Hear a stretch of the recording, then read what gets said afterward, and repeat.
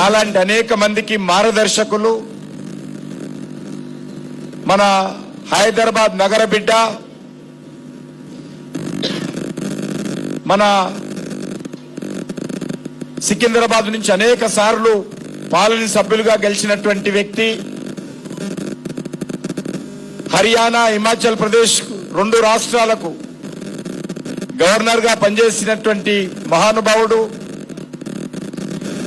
గత అనేక సంవత్సరాలుగా ఆయన ఢిల్లీలో ఉన్నవారు, హిమాచల్ ప్రదేశ్ లో ఉన్నా, హర్యానాలో ఉన్నా, ఎక్కడ ఉన్నా కూడా అలయబలై మరవకుండా దసరా తర్వాత తప్పకుండా మన తెలంగాణ రాష్ట్రంలో, మన హైదరాబాద్ నగరంలో ఉన్నటువంటి ఆత్మీయులందరినీ కూడా ఒక వేదిక మీద కలిపి, రాజకీయపరమైనటువంటి విభేదాలు ఉన్నప్పటికీ, సిద్ధాంతపరమైనటువంటి విభేదాలు ఉన్నప్పటికీ, ఇతర సామాజిక పరంగా అన్ని వర్గాలను ఒక వేదిక మీదకి తీసుకొచ్చి అలయ్ బలయ్ పేరు మీద మన సాంప్రదాయం ప్రకారం వారు నిర్వహిస్తున్నటువంటి కార్యక్రమం దేశంలో ఎక్కడ కూడా లేదు. మన హైదరాబాద్ లోనే ఈ అలయ్ బలయ్ జరుగుతుంది.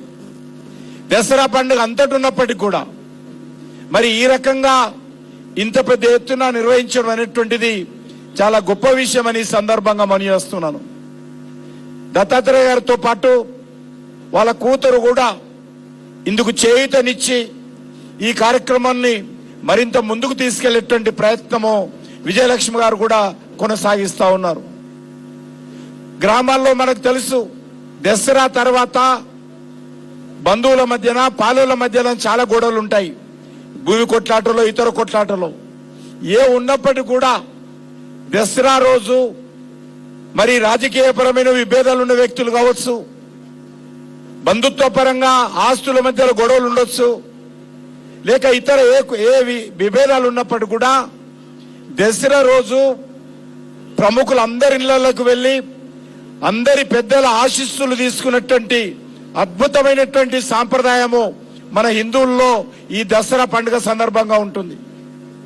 ఈరోజు అదే పద్ధతిలో ప్రతిరోజు టీవీలలో, పేపర్లలో, అనేక కార్యక్రమాల్లో ఒకరినొకరు విమర్శించుకుంటున్నప్పటికీ, ఒకరినొకరు విభేదించుకున్నప్పటికీ, ఒకరినొకరు అనేక రకాలుగా మరి ఛాలెంజ్లు విసురుకుంటున్నప్పటికీ కూడా మరి అందరినీ కూడా వాటన్నిటినీ మర్చిపోయి ఒక వేదిక మీద కలిసేటువంటి అద్భుతమైనటువంటి అవకాశము బండారు దత్తాత్రేయ గారి అలయ్ బలయ్ కార్యక్రమం ఈ సందర్భంగా మనం చేస్తున్నాం.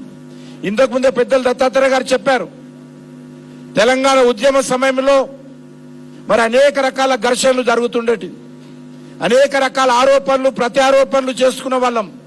కానీ ఆ సమయంలో కూడా అందరినీ ఒకే వేదిక మీదకి, అది ఆంధ్ర రాష్ట్రానికి సంబంధించినటువంటి నాయకులు కావచ్చు, తెలంగాణ ఉద్యమంలో తెలంగాణ కావాలని కోరుకున్నటువంటి వాళ్ళు కావచ్చు, అందరిని కూడా ఒక వేదిక మీదకి తీసుకొచ్చి ఉద్యమ స్ఫూర్తిని, ఇది ఒక 2 రాష్ట్రాలు పరిపాలన సౌలభ్యం కోసం విడిపోతున్నమే తప్ప తెలుగు వాళ్ళుగా మనము ఆంధ్ర తెలంగాణ అనేటువంటి భావన, విభేదాలు ఉండకూడదనేటువంటి ఆలోచనతోటి ఆ రోజు ప్రారంభించారు. ఇది ఈ రోజు వరకు కూడా ఇంకా కొనసాగుతా ఉంది.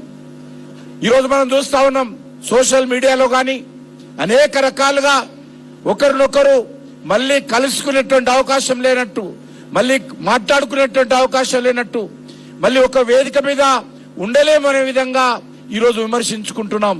అయినప్పటికీ వాళ్ళందరినీ కూడా ఈరోజు ఒక వేదిక మీదకి తీసుకొస్తున్నాం. మన హిందూ సాంప్రదాయం ప్రకారము మనము పండుగలప్పుడు అన్ని వర్గాల ప్రజలకు మనమే ఉండడం కాదు, పండుగలంటే సమాజం అంతా ఏకం కావడము, పండుగలంటే హిందువులందరూ ఒక వేదిక మీదకి రావడము. ఊళ్ళలో కూడా చూస్తాం, మరి బతుకమ్మ పండుగ అయితే ఊళ్ళో ఉన్నటువంటి మహిళలందరూ కూడా కులాలతో సంబంధం లేకుండా, ధనిక పేద అనే తేడా లేకుండా అన్ని వర్గాల మహిళలు ఒకే ఊళ్ళో బొడ్రాయి దగ్గరకు వచ్చి ఆ యొక్క బతుకమ్మ పండుగలో పాల్గొంటారు. అది మన హిందూ మతంలో ఉన్నటువంటి అద్భుతమైనటువంటి గొప్ప సాంప్రదాయం. దసరా పండుగ అంటే అందరూ కూడా మరి కలిసిపోయి ఆ యొక్క దసరా పండుగ చేసుకుంటారు. ఈ రకంగా ఏ పండుగ చేసుకున్నా హిందువులలో, ఏ కార్యక్రమం కొనసాగించినా అన్ని వర్గాల ప్రజలు ఏకమైనటువంటి అద్భుతమైనటువంటి సాంప్రదాయము మన పెద్దలు మనకిచ్చిపోయారు, వారసత్వంగా ఇచ్చిపోయారు. ఆ వారసత్వాన్ని ఈరోజు అలయ్ బలయ్ పేరు మీద దత్తాత్రేయ గారు ముందుకు తీసుకెళ్తా ఉన్నారు. మనకందరికీ తెలుసు, ఈరోజు పండుగల సీజను. మొన్ననే గణపతి ఉత్సవాలు అయిపోయాయి, ఆ తర్వాత బోనాల పండుగ అయిపోయింది. బోనాల పండుగ కాగానే బతుకమ్మ వచ్చింది, బతుకమ్మ కూడా మొన్ననే పూర్తి చేసుకున్నాం. ఇప్పుడు దసరా పండుగ నేను తీసుకెళ్తా ఉంది. గతంలో మనం చూసాము, దేవాలయాలంటే 50 సంవత్సరాలు దాటినటువంటి పెద్దలే వెళ్ళి దర్శనం చేసుకుని. గతంలో మనం చూసాము, దేవాలయాలంటే 50 సంవత్సరాలు దాటినటువంటి పెద్దలే వెళ్ళి దర్శనం చేసుకునే వాళ్ళు. ఈ రోజు మారిపోయింది. దేవాలయాలంటే ఈరోజు ప్రైమరీ స్కూల్కి వెళ్ళేటువంటి పిల్లలు కూడా స్కూల్కు వెళ్లే ముందు దేవాలయానికి వెళ్లి దర్శనం చేసుకొని ఆ తర్వాత స్కూల్కి వెళ్తా ఉన్నారు. ఆ రకంగా ఈరోజు యువతలో మార్పు వచ్చింది. యువతలో ఈరోజు సనాతన ధర్మం మీద ఈరోజు అనేక రకాలుగా పట్టుదలలు పెరిగాయి. అనేక రకాలుగా సనాతన ధర్మం రక్షించాలనేటువంటి అద్భుతమైనటువంటి పద్ధతులు వచ్చాయి. ఈరోజు మనం చూస్తా ఉన్నాం.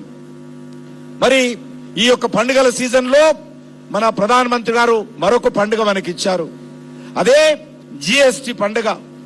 ఈరోజు పండుగల సీజన్ వచ్చింది కాబట్టి ప్రధానమంత్రి నరేంద్ర మోడీ గారు ఈరోజు అనేక రకాలుగా 350 వస్తువుల మీద ధరలు తగ్గించారు. నాకు తెలిసినంత వరకు ప్రపంచంలో ఏ ప్రభుత్వం కూడా ఒకే ఒకసారి 350 వస్తువుల మీద ధరలు తగ్గించినటువంటి చరిత్ర ప్రపంచంలో ఎక్కడ కూడా చూడలేదు.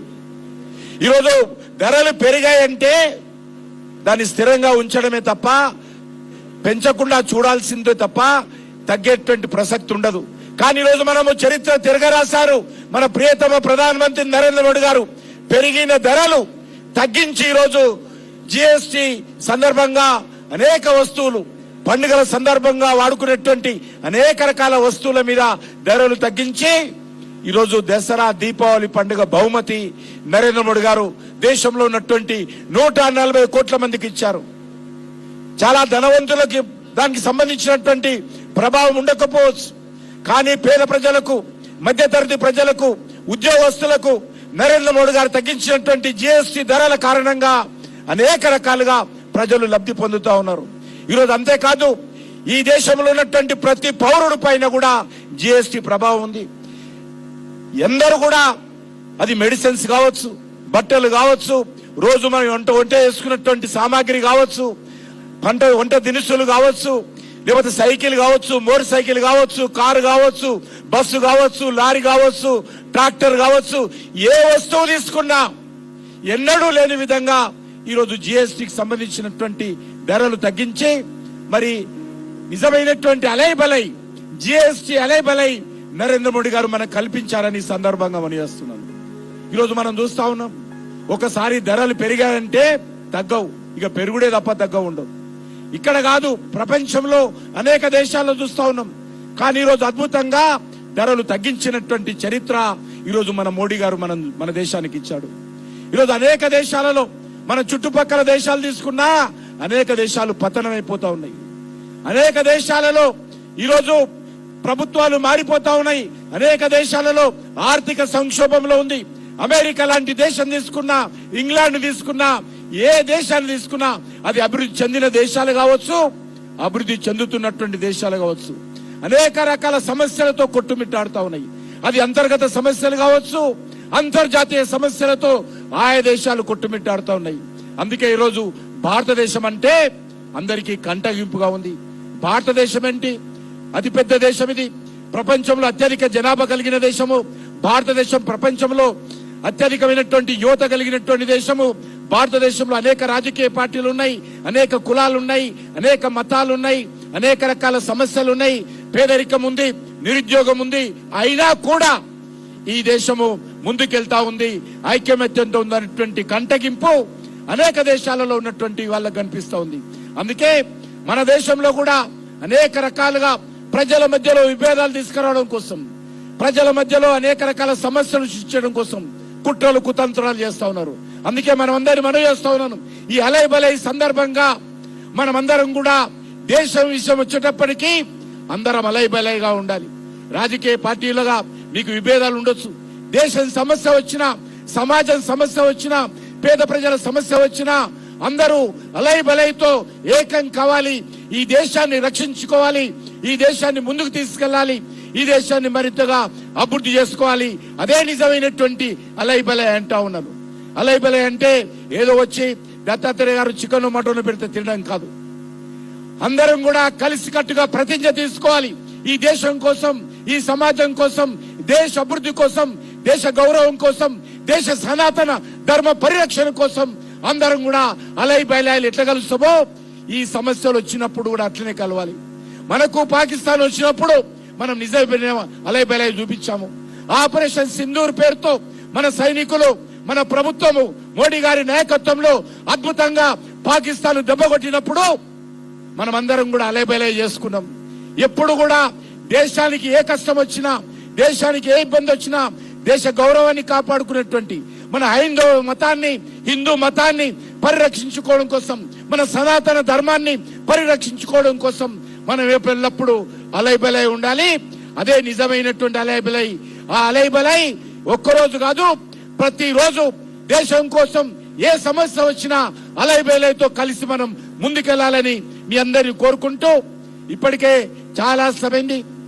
ఈరోజు రాజ్నాథ్ సింగ్ గారు హైదరాబాద్ లో ఉన్నారు. వారి కార్యక్రమం ఇంకా జరుగుతా ఉంది.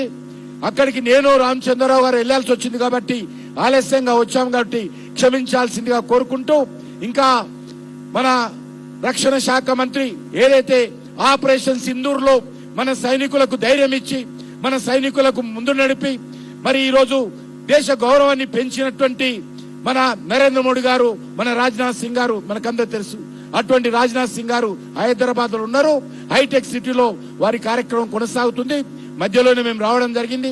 మీ అందరికి కూడా నా తరఫున, అదేవిధంగా భారతీయ జనతా పార్టీ తరఫున, మన ప్రియతమ ప్రధానమంత్రి నరేంద్ర మోడీ గారి తరఫున, కేంద్ర ప్రభుత్వం తరఫున మీ అందరికీ దసరా పండుగ శుభాకాంక్షలు, అడ్వాన్స్ గా దీపావళి పండుగ కూడా శుభాకాంక్షలు తెలియజేస్తూ, మీరందరూ ఎల్లవేళలా ఈ దేశం కోసం, ఈ సమాజంగా ఐక్యత కోసం మీరందరూ కట్టుబడి ఉండి ముందుకెళ్లాల్సిన అవసరం ఉంది. మన హిందూ ధర్మాన్ని, మన సనాతన ధర్మాన్ని పరిరక్షించడం కోసం అందరూ ప్రయత్నం చేయాలి. మన హిందూ ధర్మం ఉన్నన్ని రోజులే, మన సనాతన ధర్మం ఉన్నన్ని రోజులే దసరా పండుగలు ఉంటాయి, ఈ అలై బలాయిలు ఉంటాయి. మనం ఎప్పుడైతే హిందూ మతం లేకపోతే మన దసరాలు ఉండవు, మన దీపావళి ఉండవు, మన దేశం ఉండదు, మన ఆపరేషన్ సింధూర్లు ఉండదు.